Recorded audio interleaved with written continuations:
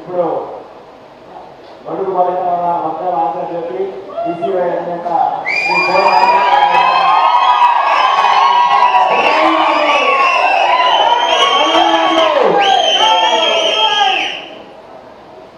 ఓం నమో వెంకటేశాయ, ఓం నమో భగవతే వాసుదేవాయ, కృష్ణం వందే జగద్గురు.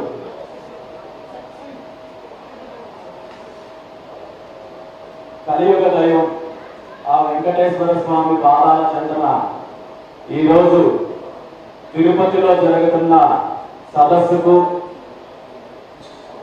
యాదవ జాతి కీర్తికి, ప్రతిష్టకు, చరిత్రకు, ఆత్మ గౌరవానికి ప్రతీకగా నిలబడబోయే ఒక చారిత్రాత్మకమైన మహోన్నతమైన ఘట్టానికి నాంది పలకడానికి సన్నాహక సమావేశానికి ఈరోజు ఇక్కడ విచ్చేసిన పెద్దలు,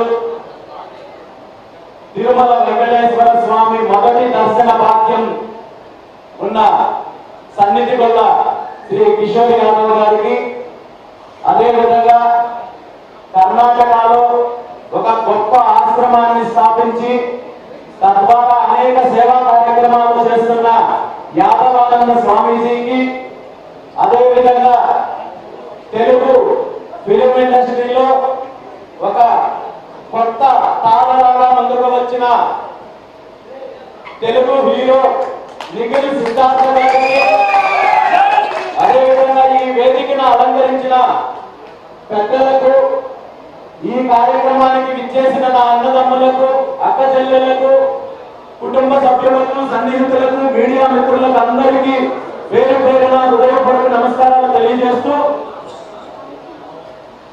ఇలాంటి పవిత్రమైన కార్యంలో, అలాంటి కార్యక్రమంలో నేను ఎక్కడ రాజకీయాలను కానీ, రాజకీయ అంశాలను కానీ ప్రస్తావించనని, రాజకీయ విమర్శలు చెయ్యనని చెప్పి ఈ సందర్భంగా మీ అందరికీ తెలియజేస్తున్నాను. ఈరోజు కేవలం ఒక సమావేశం ఏర్పాటు చేసుకున్నాము, మన చరిత్ర గురించి చెప్పుకుంటున్నాము, లేదా మనకు జరుగుతున్న అన్యాయం గురించి చెప్పుకుంటున్నాము అనే దానితో పరిమితం కాకుండా మన భవిష్యత్తు ప్రణాళికను సిద్ధం చేసి ఈ రోజు ఇక్కడే మనము ప్రకటన చేసుకోవాల్సిన అవసరం ఉంది. ఎందుకంటే ఇప్పటి వరకు మనము డిమాండ్లు చేశాము, పోరాటాలు చేశాము, ప్రభుత్వాల దగ్గర యాచించే కార్యక్రమాలు కూడా చేశాము, కానీ దానివల్ల మనకు వచ్చిన ఫలితము శూన్యము. మన హక్కులు మనం సాధించుకోకపోగా పూర్తిగా ఇంకా మనల్ని బానిసత్వంలోకి నెట్టేసే ప్రయత్నం జరిగింది. కానీ మన న్యాయపరమైన డిమాండ్లు, హక్కులను నెరవేర్చడానికి ఏ ఒక్కరూ ముందుకు రాలేదు. కాబట్టి మనమే నిర్ణయం తీసుకొని అడుగులు ముందుకు వేయాల్సిన అవసరము, ఆ చారిత్రాత్మకమైన అవసరం ఈ రోజు ఉందనే విషయాన్ని ఈ సందర్భంగా పెద్దలందరికీ మనం తెలియజేస్తున్నాను. మనందరికీ తెలుసు, ఒక దేవాలయానికి 100 రూపాయలు తోడ్పాటును అందిస్తే అతనికి గుర్తింపు ఉంటుంది. ఒక దేవాలయంలో ఒక ఏదైనా పవిత్రమైన కార్యక్రమం చేపడితే అతనికి గుర్తింపు ఉంటుంది. లేదా దేవుడికి సేవ చేసిన వాళ్ళకి గుర్తింపు ఉంటుంది.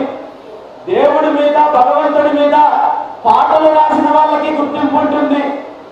అర్చకత్వం చేసిన వాళ్ళకి గుర్తింపు ఉంటుంది.